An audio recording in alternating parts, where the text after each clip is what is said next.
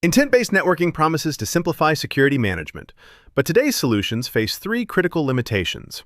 Most implementations are vendor-specific, limiting interoperability. Security policies remain static, needing constant manual updates, and there is no real-time adaptation against emerging threats. Prior systems like IBCS only fulfill intent one way, with no closed-loop feedback. To address these gaps, ICSC introduces a five-component architecture. At its core sits the security controller, orchestrating policy flow. It connects to the I2NSF user, DMS, and NSFs through standardized IETF interfaces. The critical addition is two new interfaces, MI and AI. The monitoring interface feeds security data from NSFs to the analyzer. The analytics interface then reports insights back to the controller. Together, they close the loop, enabling continuous adaptation. With the architecture in place, let's see how it operates. ICSC follows a five-stage, closed-loop management cycle. The forward path handles intent fulfillment. Users specify policies, the controller translates them, and NSFs enforce them. But the real power lies in the feedback path. The analyzer continuously monitors enforcement outcomes. When threats are detected, it triggers intent adaptation. This feedback loop delivers intent assurance, as defined in RFC 9315. It transforms the framework from a passive observer into an active guardian. Now let's zoom into the translation stage, which is the key technical contribution. The Extended Policy Translator adds a data model mapper as its core novelty. This mapper uses the Zhang-Shasha tree edit distance algorithm. It compares CFI and NFI Yang data model trees node by node. The closest matches are stored in the NSF database automatically. Combined with Piangbin-based policy generation, translation stays fully automated. Even when vendor data models are updated, no manual intervention is needed.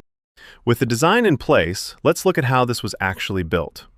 The proof of concept runs entirely on OpenStack with Ubuntu 20.04. At the top, users interact through a Node.js and React interface. Policies flow via RESTconf to a Python and MongoDB translation engine.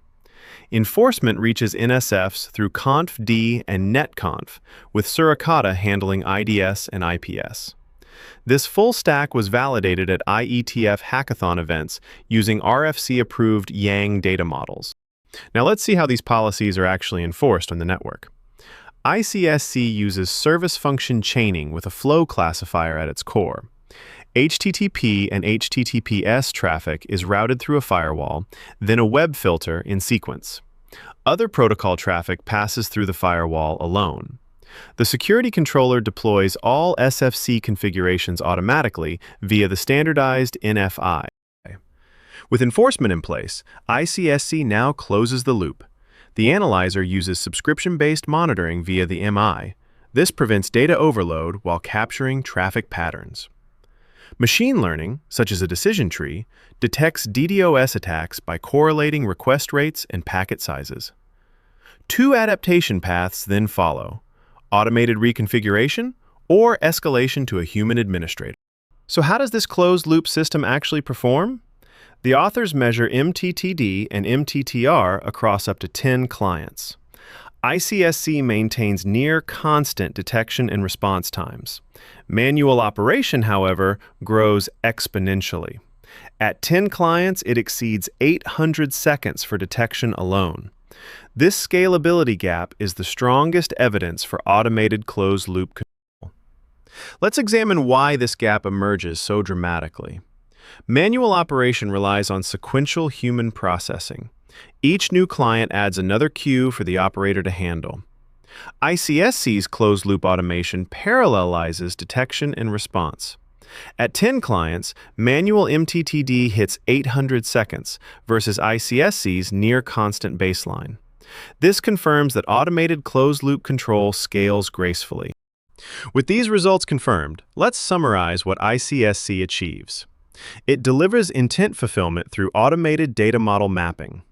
It ensures intent assurance via closed-loop security control. Three contributions make this possible within a vendor-agnostic framework: standardized interfaces, dynamic Zhang-Shasha translation, and ML-based adaptation. Looking ahead, the authors target 5G core networks and O-RAN,